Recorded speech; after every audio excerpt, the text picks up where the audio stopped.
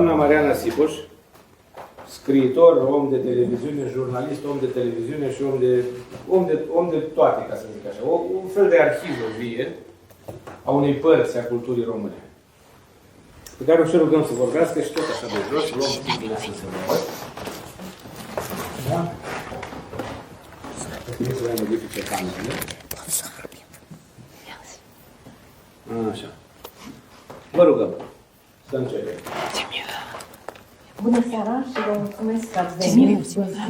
Dimineața când am văzut cum plouă, deja mi-au scris câțiva prieteni că poate nu mai ajungem și eu am zis că pentru Enescu și pentru Maruca se poate ajunge și pe ploaie și pe viscol și pentru autoarea pe care a publicat-o editura Icona lui Valentin Așder.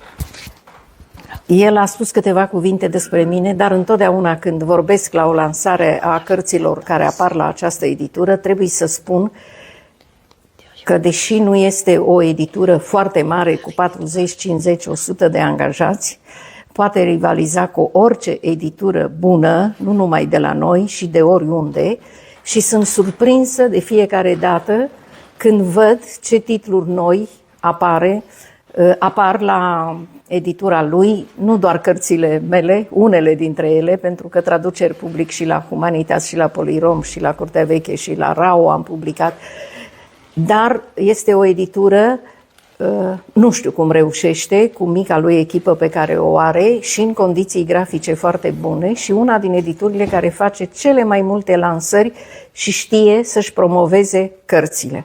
Și surpriza cea mai mare a fost acum o săptămână. Eu sunt un om foarte ocupat și nu stau pe Facebook, nu stau pe telefoane, cel mult mesaje.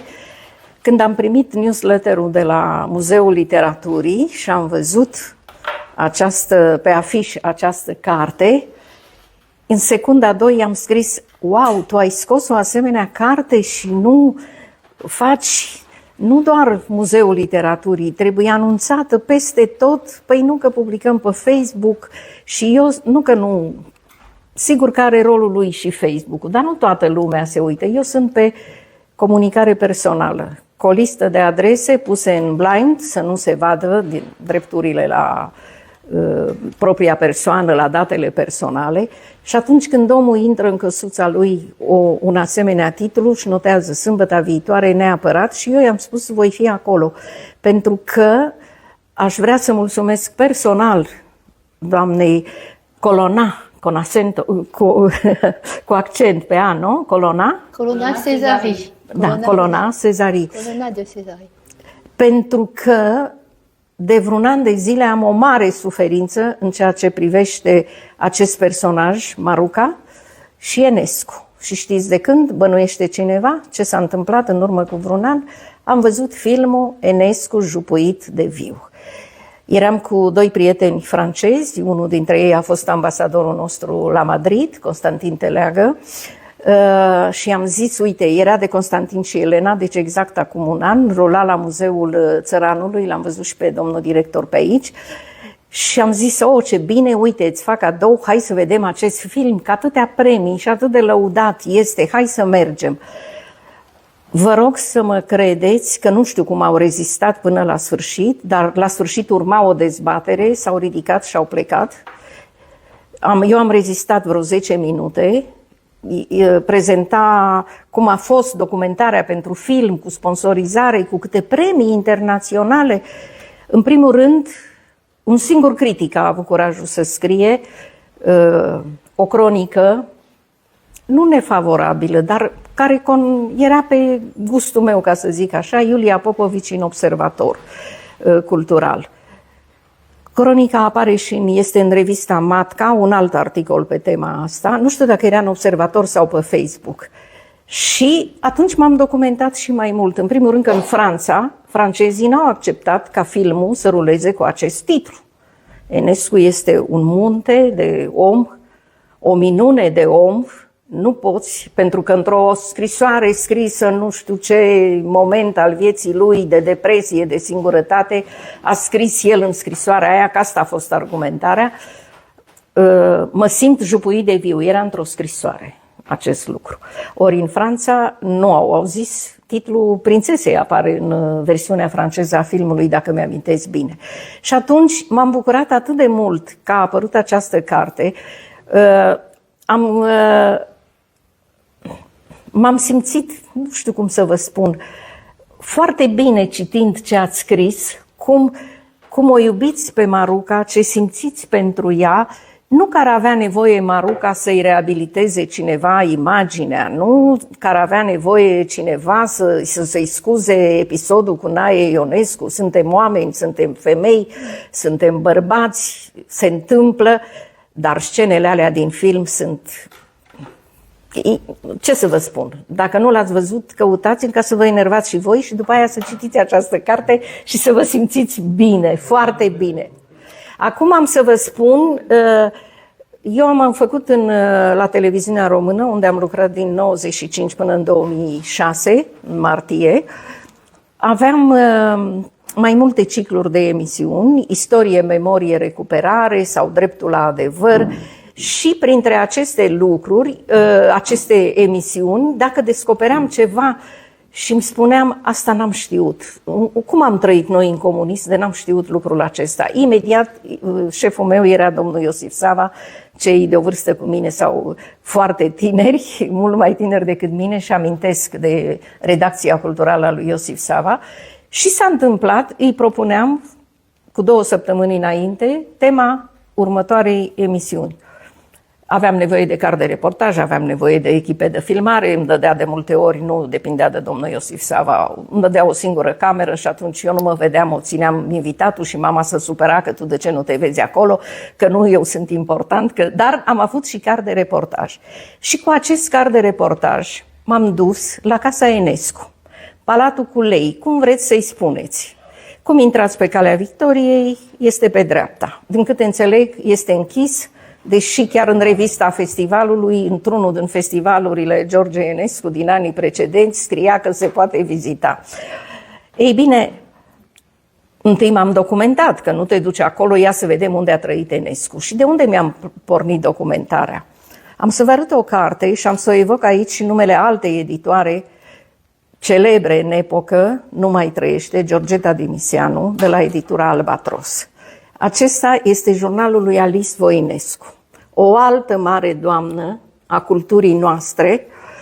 Jurnalul este impresionant, a studiat în Franța, doctorat, a predat la conservator, o iubeau studenții, drama din viața ei cu soțul ei. Vă dați seama, asta a apărut în anii 90, nici nu mai știu unde, dar de dimineață m-am dus fix la locul la care era în biblioteca mea imensă și am scos-o imediat. De ce? Pentru că între alte lucruri, alte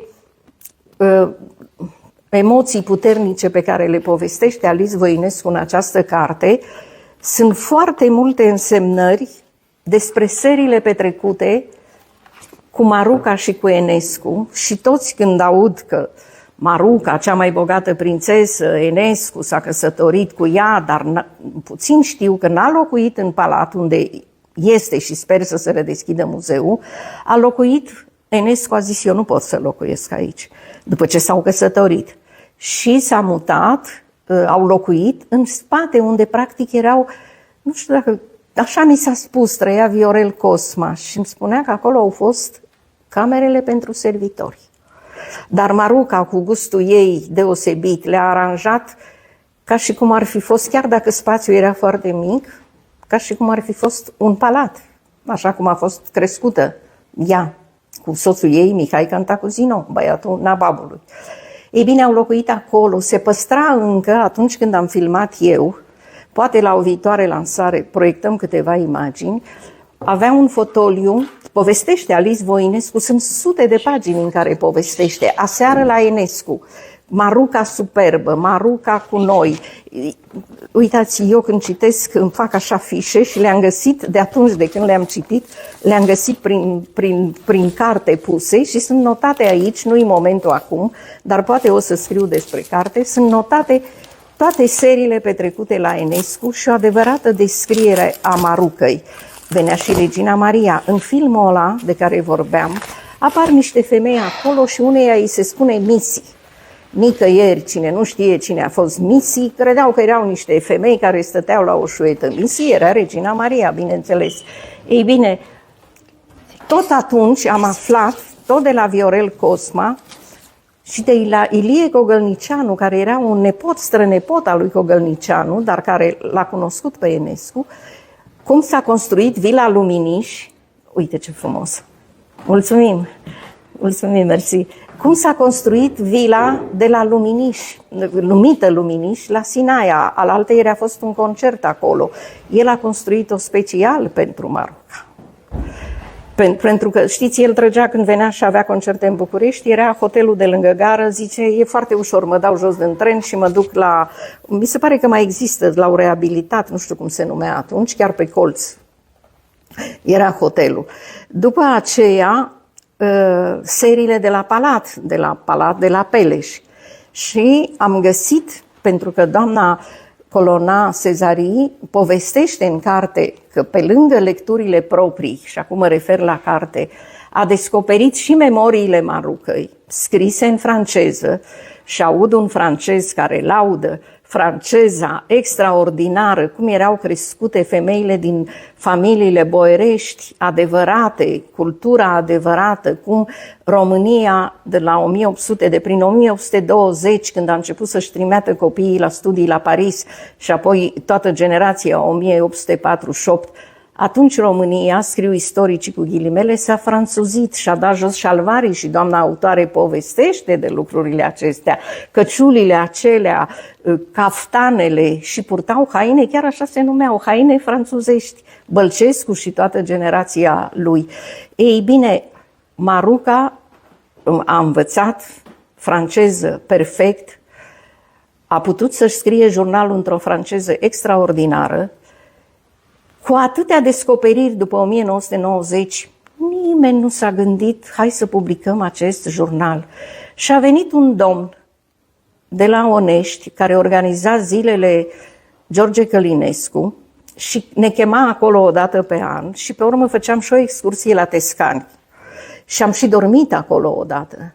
Și acolo era doamna directoare Bulai, care a tradus această carte și a apărut la o editură Aristarc și doamna autoare chiar spune, jurnalul e foarte greu de găsit. Eu l-am căutat, mereu puneam pe căutare, lumini și umbre, viața unei prințese, mereu căutam. Și până la urmă nu l-am găsit, ediția aceea. Editura Aristarc nici nu știu, era a domnului Ciobanu, cred, de la Onești. Și vă comunic o veste, a fost reeditată.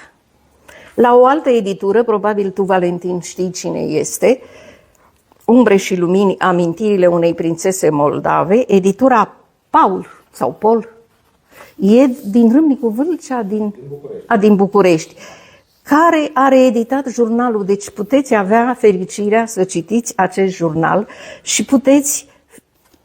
Deci, când am făcut filmul cu Enescu, cu filmări și la Luminiș și la București, cum vă spun, cu card de reportaj, m-am bazat numai pe competența muzicologului Viorel Cosma și pe însemnările lui Alice Voinescu. Acum, după ce am citit asta, după ce am citit și cartea, cred că ar merita să facem și un film documentar. Găsim sponsor să facem un alt film documentar în care să vorbim despre Maruca, pentru că scena, știți ce m-a impresionat foarte tare și din cartea asta și din tot ce reproduceți în cartea dumneavoastră? Cum l-a cunoscut Maruca pe Enescu? Ați fost toți la Peleș. Normal se merge pe la Furnica, nu știu pe unde. Ei bine, e o alee care pleacă de la Peleș, pe la Stăvilar, o alee cu brazi, era aleea de unde mergeau călare, cum e și la Viena și la Londra, parcul acela construit special pentru plimbări sau pentru a merge călare.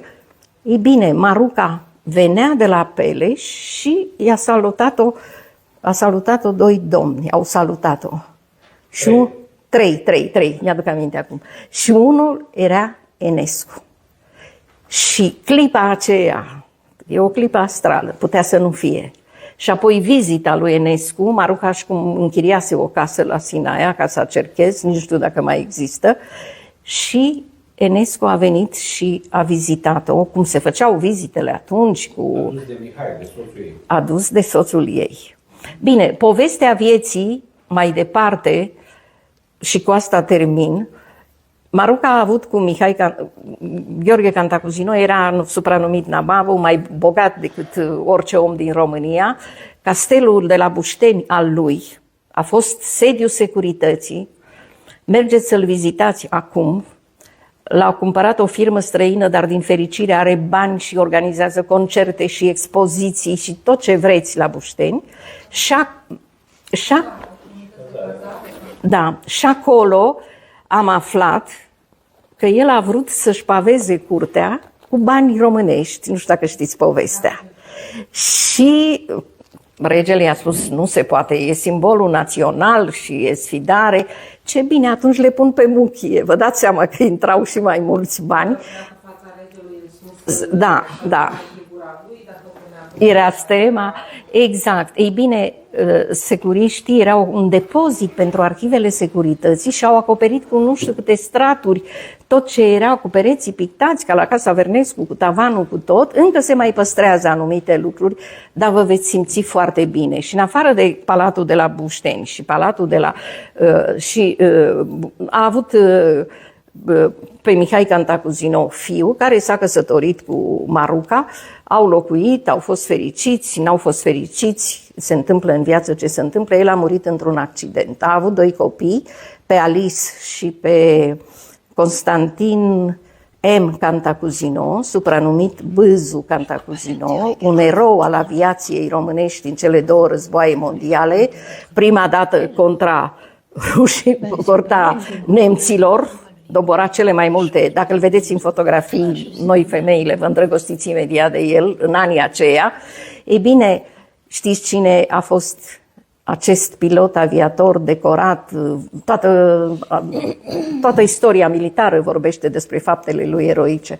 A plecat în cele din urmă din țară, s-a dus la sora lui, a reușit să emigreze. Citiți pe unde găsiți, nu s-a scris încă o carte despre el. A murit la Madrid și într-o carte pe care am tradus-o eu la editura Icor, cartea lui Fernando Savater, unul din filozofii actuali, este una din vocile cele mai influente în lumea contemporană, din lume, intelectuali cei mai influenți.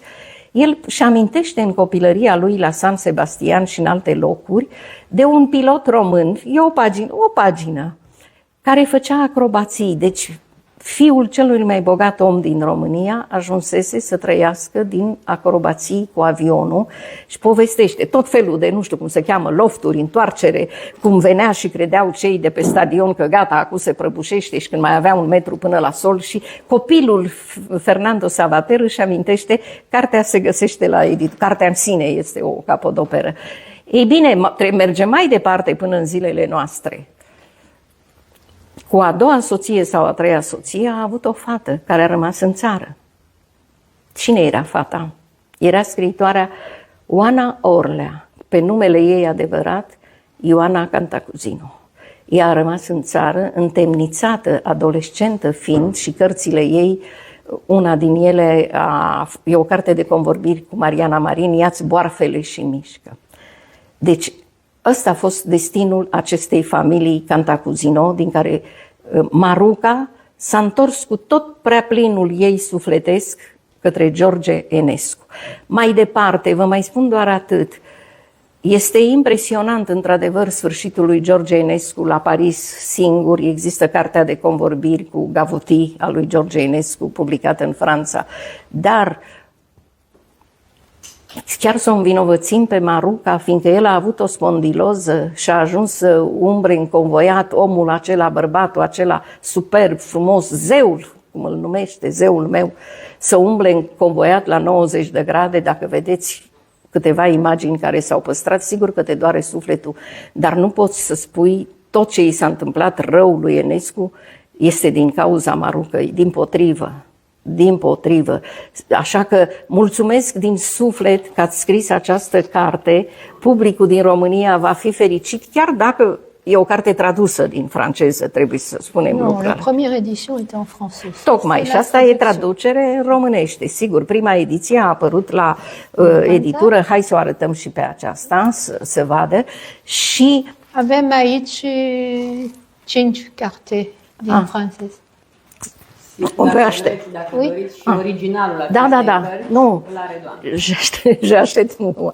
Și atunci, vă invit să vă petreceți, că vor fi zi ploioase, că vor fi zile libere de Paște, vă veți bucura citind această carte. Sigur, s-ar putea, mi-ar plăcea, dacă nu avem timp acum, după ce citim cartea, să mai facem o întâlnire și să discutăm, dar și acum puteți avea întrebări la sfârșit. Știu cum se desfășoară lansările lui Valentina Așter și, dat fiindcă o avem pe doamna autoare cu noi aici, eu cred că avem timp și pentru câteva întrebări.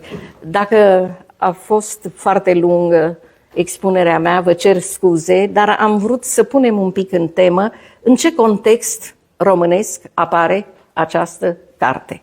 Și eu zic că este foarte binevenită și îl felicit și pe autor pentru publicarea ei, pe editor și pe autoarea cărții că este cu noi aici. Mulțumesc foarte mult! Cine înțeles franceză? Cum? Un, Qui comprend? une, Ah, deux, c'est trois, bien. quatre, C'est cinq, bien. six, sept, huit. Presque tout le monde comprend Oui. le français. Ouais, donc moi, je devais pas venir. Je sais pas ma place ici. Si, votre enthousiasme est précieux. Écoutez, c'est difficile, vous comprenez, pour moi, après tout ce talent informatif autour de moi, d'essayer de parler de moi et de son livre, mais je vais quand même faire comme si j'étais toute seule et qu'il fallait que je vous transmette quelque chose. La première question, effectivement, piège qu'on pose tout le temps aux auteurs et aux artistes en général, les peintres aussi, un peu moins musiciens parce que c'est plus compliqué. C'est pourquoi avez-vous eu envie de faire cette œuvre ou pourquoi avez-vous eu l'idée que c'est pas une idée, c'est une inspiration. C'est une inspiration qui vient d'en haut. Nous sommes un canal et en général, quand l'inspiration fonctionne bien, c'est notre âme qui canalise quelque chose, c'est notre jardin secret d'artiste, et vous nous demandez, le public, de passer une frontière interdite pour vous expliquer pourquoi on a été inspiré. Je ne sais pas si vous comprenez. Donc c'est difficile de rationaliser quelque chose qui, au départ, n'est pas de l'ordre du rationnel. Mais comme je le sais, je vais quand même revenir en arrière. Pour vous expliquer très succinctement mon parcours qui est très particulier, même en tant que Française vivant en Roumanie, en tant qu'expatriée vivant en Roumanie. Je me suis depuis très longtemps passionnée pour la culture roumaine, la littérature roumaine, les arts roumains, la philosophie, l'histoire. Un petit peu avant la Révolution de 89 et beaucoup après la Révolution de 89, puisqu'à ce moment-là en France, nous avons eu énormément d'artistes, d'intellectuels, des ethnologues. Enfin, j'ai rencontré des tas de gens extraordinaires, roumains d'origine. Et une des caractéristiques, c'est cette générosité de transmission qu'ils avaient, où ils m'ont donné beaucoup, ce qui est pas français au départ. Ce que je veux dire, c'est que très tôt, dans les années d'après-révolution, j'ai eu le sentiment de retrouver quelque chose que je connaissais à travers, par exemple, la langue roumaine. J'entendais parler roumain beaucoup, donc autour de moi, mais j'essayais de le sortir comme si je la connaissais déjà, et ça sortait pas, puisque je l'avais pas appris. Vous voyez, cette espèce de reconnaissance très particulière, pas rationnelle. Et donc, je pense que j'ai eu une connexion spirituelle, intellectuelle, intuitive très forte déjà à cette époque-là avec la Roumanie, la culture roumaine et évidemment à travers tout ça, le peuple roumain. Donc, vous voyez, c'est un peu particulier, ça remonte très loin. Et dans ce long parcours, je pense que ça fait 25 ans, peut-être 30 ans, Marouka a croisé ma route. Et il s'est passé quelque chose, encore une fois, de très bizarre, très particulier, très émouvant. J'ai été, par cette connexion avec elle, j'ai été très touchée profondément. Est-ce que vous pouvez expliquer cette connexion Attends, avec elle? j'ai pas fini. Et c'était comme un premier rendez-vous. Et comme si je m'étais promis, un jour je te retrouverai pour en savoir plus sur toi. Mais c'était pas quelque chose de seulement intellectuel. C'est ça que j'essaye de vous faire comprendre. C'était quelque chose de très intuitif, qui relève de l'invisible presque. Voyez. Ensuite, ça a duré quand même beaucoup d'années, cette rencontre avec la culture roumaine en France, hein, puisque j'avais vraiment des Roumains autour de moi, des gens cultivés, qui m'ont donné des documents rares, par exemple, des ethnologues qui m'ont donné. Et il y a énormément, ça vous le savez peut-être pas, il y a énormément de documentation en langue française sur la Roumanie, la culture roumaine, et qui remonte très loin dans le temps. Ensuite est venu un moment, je pense que vous savez pas, mais l'évolution de la France ces dernières années, elle interpelle beaucoup. Il y a eu un switch. Je dirais qu'il y a plus de démocratie ici aujourd'hui maintenant qu'en France. Moi, je m'approchais de l'âge de la retraite et je me disais qu'est-ce que je vais faire, qu'est-ce que je vais faire. Je supporte plus la vie à Paris, je supporte plus du tout la perte de repères, de valeurs, de dimension spirituelle qui s'installait dans la culture française et la violence qui s'installait à Paris, vous l'imaginez pas. C'est-à-dire que tous les soirs, quand je sortais de mes cours, je savais pas si j'allais arriver chez moi sans avoir été agressée dans le métro. Et comme je suis quelqu'un effectivement très médium, très sensible, très intuitif, qui écoute plus son intuition et le rationnel vient après, et je fais un mélange des deux, je me disais, qu'est-ce que je fais? Il faut que je parte. Et je me suis dit à un moment donné, pourquoi pas la Roumanie, puisque tu es plongé dedans depuis si longtemps.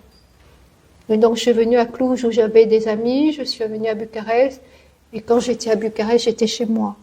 Ça aussi, c'est pas rationnel, c'est pas de l'ordre du rationnel. Je suis venue ici toute seule, sans mari pour me protéger, sans maîtriser la langue que j'avais commencé à apprendre. Donc j'ai des notions, si vous voulez, mais je la maîtrisais pas. Donc c'est grâce à l'anglais et au français qui est quand même parlé ici que j'ai pu m'installer, etc. Et chaque fois que je rentrais en France et que je racontais aux Français tout ce que je trouvais bien ici, parce que évidemment, comme je suis une intellectuelle, j'ai peut-être plus de capacité de comparer les deux cultures, les deux visions du monde, les deux peuples, que ne le fait quelqu'un qui débarque pour aller vendre des pneus chez Michelin ou un truc comme ça. Et donc j'essayais d'expliquer à mes amis et tout le monde me disait mais il y a ça en Roumanie, mais il y a ça en Roumanie. Donc je me suis dit il faut que je fasse un livre pour leur expliquer qu'est-ce qu'il y a en Roumanie de bien, de beau et quels sont les talents spécifiques de ce peuple et essayer de faire à travers ça, essayer de leur faire passer le message de cette spiritualité roumaine, de ce peuple, des spécificités aux Roumaines. Quand je parle de spiritualité, je ne parle pas de religion, comprenez bien. La spiritualité, on peut la voir développée en soi, parce qu'on est une âme évoluée, parce qu'on a beaucoup souffert, qu'on a beaucoup travaillé sur soi, etc., qu'on a compris beaucoup de choses, qu'on a partagé beaucoup de choses, pas forcément parce qu'on va à la messe tous les jours. C'est clair? J'insiste parce que la rencontre avec Marouka, elle est très spirituelle. Et donc c'est comme ça que, en France, j'avais accumulé beaucoup déjà de documentation sur ce qui se passait ici. Et je me suis dit, il y a quelque chose qui m'a frappé en Roumanie, qui est l'envers de la France. C'est que quand vous faites quelque chose, c'est toujours très grand, c'est toujours très haut, c'est toujours... Vous n'avez pas peur. C'est instinctif. Tout de suite, vous allez au défi de ça. Alors qu'en France, c'est tout le contraire. Vous demandez de faire grand, de faire large, faire haut, faire quelque chose qu'ils n'ont jamais fait. Oh non, on va pas sortir de notre petite boîte. Et moi, j'adore ce marais des Totes. Appelez ça le marais des Totes. J'avais un kiné à Regina Maria. Il me disait toujours marais des Totes, marais des Totes. Donc, j'ai pris ce slogan sur mon premier livre, Ils s'en foutent, c'est romain, marais des Totes. Et j'ai sélectionné des artistes, des tas de choses dans le livre. J'ai un exemplaire là que m'a commandé un ami, je peux vous le montrer, il est sorti en roumain, pour essayer de faire comprendre aux Français Voilà, ils sont fous ces Roumains. Des choses extraordinaires. Ah, je vous reconnais maintenant. Les choses extraordinaires et la façon dont les Roumains construisent les choses. Unde ați găsit-o? În Franța? Disponibil la Carturești din România. Da, da. A apărut și varianta în limba română. Există în limba romană, da? Da, există în limba romană. Et c'est comme ça, quand ça a été lancé, que je me suis retrouvée instinctivement, intuitivement, c'est pas quelque chose de rationnel, à me replonger dans cette connexion, rester en sommeil avec Marouka. Et le démarrage, c'était que tout ce que je trouvais, j'ai pas lu ces choses-là, ça oui, bien sûr, mais d'autres documentations. Enfin, je voulais pas être, je voulais pas me laisser contaminer. Mais ce que je voyais, c'était, oui, Marouka, elle s'est défigurée à l'acide. Oui, Marouka, elle trompait son mari. Oui, mais on s'en fout. Qui n'a jamais cassé une potiche ou une assiette dans sa cuisine un jour de un. Voilà. J'ai finalement réussi parce que les mémoires de Marouka, j'ai contacté cet éditeur qui a publié ça chez le premier Aristac. Il a jamais voulu collaborer avec moi parce qu'il trouvait que j'étais pas un assez gros éditeur. Donc j'ai dit tant pis, je continue et j'ai fini par trouver à la bibliothèque française François Mitterrand, à la Bibliothèque nationale, une copie des mémoires de Marouka. J'avais trouvé une copie ici à New European College, mais ils ont fermé tout de suite pour faire des travaux, donc j'étais très embêtée. Et je me suis plongée là-dedans.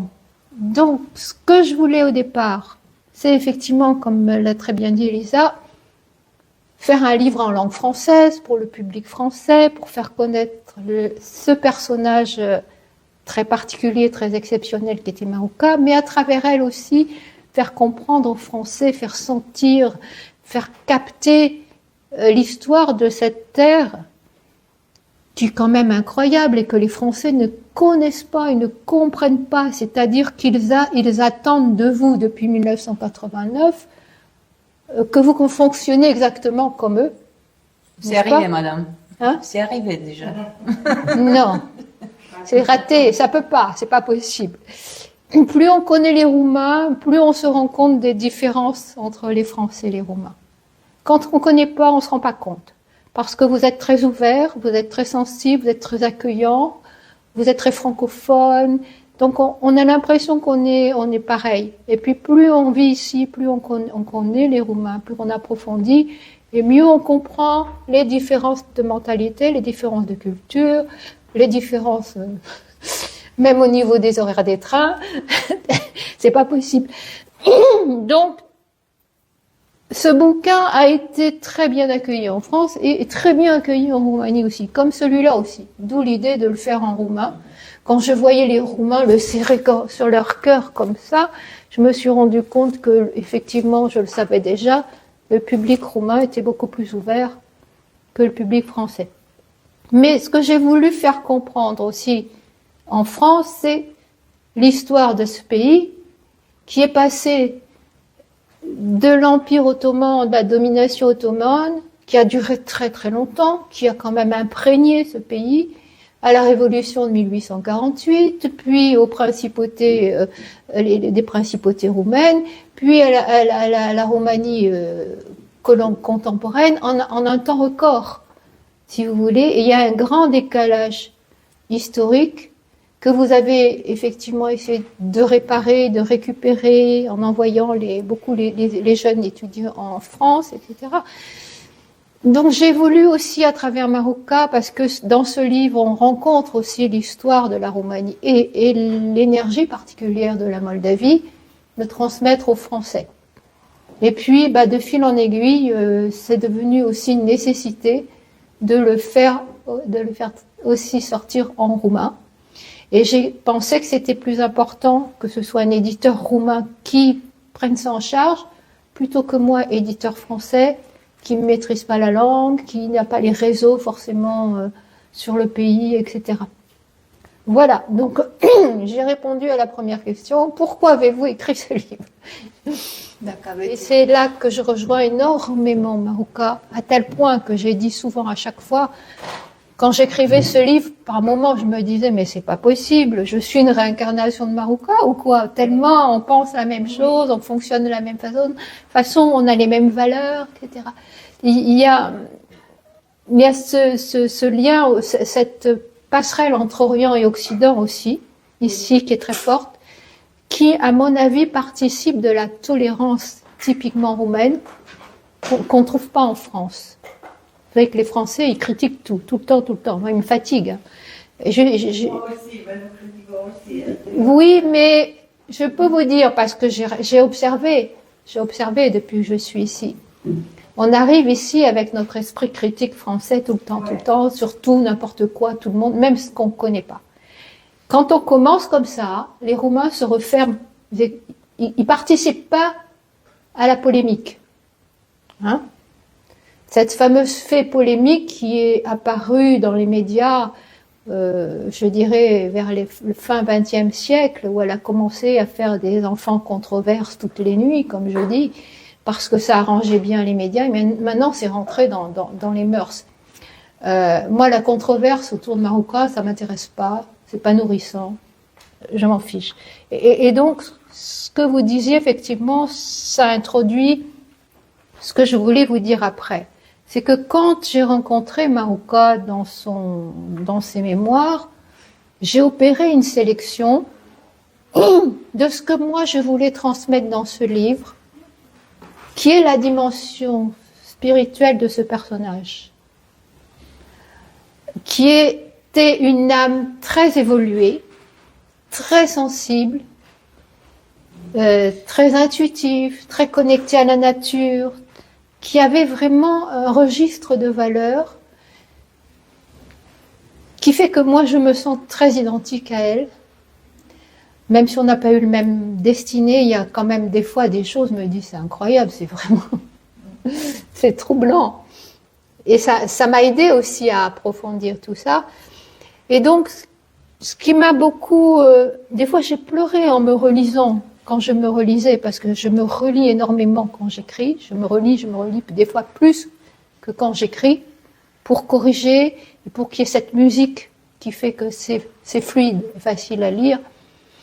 Et ce que je voudrais vous dire d'important, et que j'espère avoir transmis dans ce livre, c'est qu'à travers la vie de Marouka, et à travers la façon dont elle dit les choses, le regard, la philosophie qu'elle a, et puis tout cet environnement effectivement historique autour d'elle, ça nous fait travailler à l'intérieur de nous, ça nous fait évoluer, et ça nous fait comprendre, réfléchir encore et encore et encore.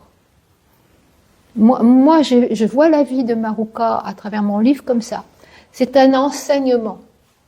C'est pas un livre qui vient vous raconter, comme on va faire effectivement une biographie habituellement. Elle va raconter toute l'histoire, les gens qu'ils ont rencontrés. Elle était amie avec machin, elle était amie avec celui-là. C'est superficiel par rapport à ce que moi j'ai voulu faire. C'est rentrer vraiment en profondeur dans le regard de Marouka sur la vie et sur ce qu'elle a pu dire et comment elle a pu le dire. Et ça m'amène à une conclusion qui est que dans ce livre-là, il y a trois chemins, c'est-à-dire qui se sont noués comme ça. Il y a mon écriture en tant qu'auteur, et puis elle écrit tellement bien, Marouka, comme vous avez dit toutes les deux, c'est un écrivain extraordinaire. C'est quelqu'un qui avait un talent, waouh, qui fait que, il y a des tas de moments, je me dis ça c'est trop important, tiens, je vais mettre des extraits, des citations de Marouka mélangés à mon texte, au bon endroit, au bon moment, etc. Et je vais vous lire tout à l'heure quelque chose qui me tient à cœur. Et puis, c'était tellement fort ce travail, tellement émotionnel, tellement intense, que j'avais besoin de revenir dans le concret ici et maintenant, et de vous raconter ce qui se passait un peu autour de moi à travers les saisons, été, printemps, hiver, automne, à Dorobanti, où les arbres changeaient de couleur, où mon chat venait se mettre au milieu. Vous savez que j'ai des chats incroyables. J'ai une chatte, le jour où j'ai décidé d'écrire ce livre, Elle est venue, elle s'est mise à côté de l'ordinateur et elle a attendu comme ça. Alors de dire, alors quand est-ce que tu commences quoi? Elle fait jamais ça. Et elle l'a jamais voulu faire. C'était troublant. Donc voilà, j'espère à travers ce livre, très présomptueux de ma part, puisque je ne suis pas roumaine et que je viens vous parler d'une princesse que vous connaissez certainement mieux que moi ou sous différents angles. En espérant que son regard il y a beaucoup de choses que je ne dis pas aussi, des expériences un peu parallèles que j'ai pu faire avec elle. Je ne sais pas si j'ai le droit d'en parler ou pas. Mais son regard sur la vie, sur l'histoire, j'espère que chaque ligne va vous donner à réfléchir et vous nourrir, vous dire tiens, puis regardez autour de vous. Quand elle parle, par exemple, puisqu'elle était au milieu de la cour royale de Roumanie, et donc les politiciens, la famille Cantacuzene, et tout ça. Et donc, elle avait un regard très critique sur toute cette immaturité du monde politique, qui n'a pas beaucoup évolué de ce point de vue-là. Ils sont toujours aussi immatures, parfois. On se dit ça quand on lit ça. On se dit, tiens, finalement, ils n'ont pas vraiment changé. Et elle les regardait et elle se rendait compte, elle a senti Marouka venir les guerres mondiales. Elle essayait de leur faire passer le message. Et elle disait, ils voient rien. Ils se rendent pas compte, ils vivent coucou. La belle époque, on va au théâtre, etc. Et puis par en dessous, ça couvait. Donc vous voyez cette profondeur d'âme de Marouka qui était capable de voir ce qui se passait autour d'elle, de sentir venir des choses que personne ne voyait. Ça concerne ce monde politique autour d'elle. Et sa relation avec Georges Enesco est importante aussi, puisque tout le monde a envie d'en entendre parler. Il avait 26 ans et elle 29 ans quand ils se sont rencontrés, je pense que vous le savez. Et puis, on nous a rappelé leur rencontre à Sinaia. Mais je vais vous lire la première...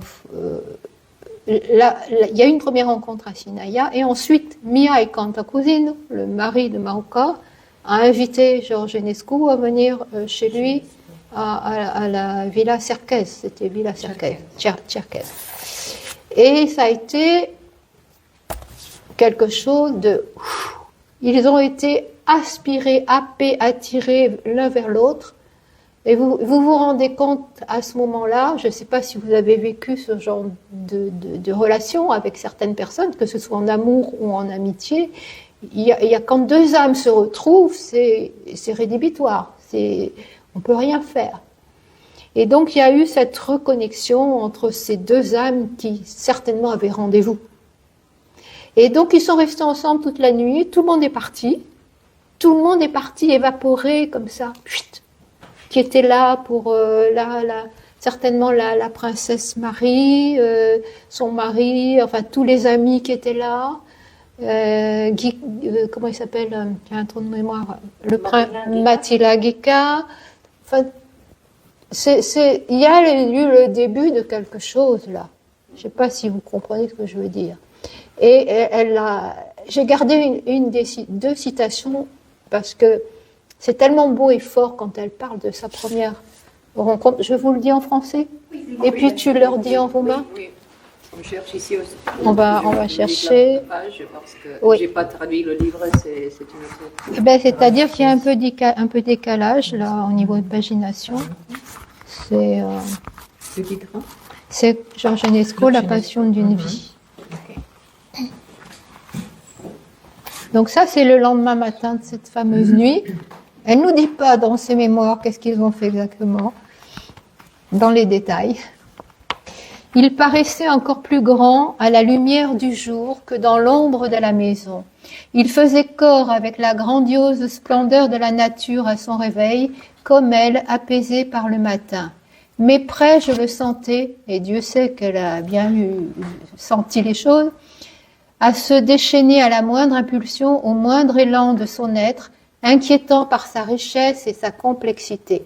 Je devinais aussi qu'au fond de lui couvaient en puissance des tempêtes et des dangers dont la menace latente augmentait l'attraction extraordinaire qu'il exerçait. Jouer au Pélèche pour la reine Carmen Silva et ses invités? Point d'interrogation. De quel instrument jouait-il cet être fabuleux qui portait en lui la foudre et toute la joie de l'univers? Je ne m'en souvenais plus, bien que l'Europe l'eût consacré violoniste de génie.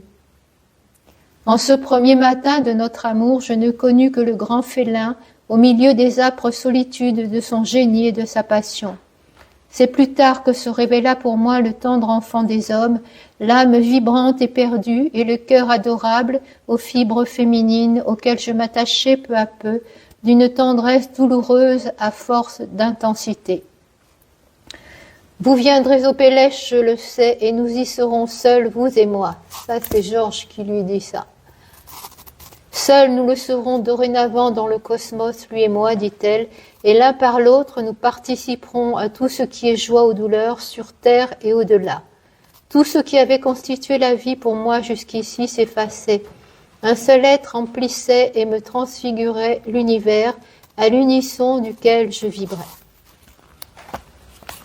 Maintenant, Eliza. Eliza. Oui. Părea și mai înalt încă în lumina zilei decât la întunericul din casă. Se unea într-un tot cu splendoarea grandioasă a naturii ce se trezea domolită în zori. Dar gata, o simțeam. Să se declanșeze la cel mai mic impuls, la cel mai mic elan al ființei sale, neliniștitoare prin bogăție și complexitate. Ghiceam și că în adâncul lui mocnea puterea furtunilor și a primejdiilor, cu amenințare latentă ce mărea atracția extraordinară pe care o exercita. Cânta la Peleș pentru regina Carmen Silva și pentru invitații săi.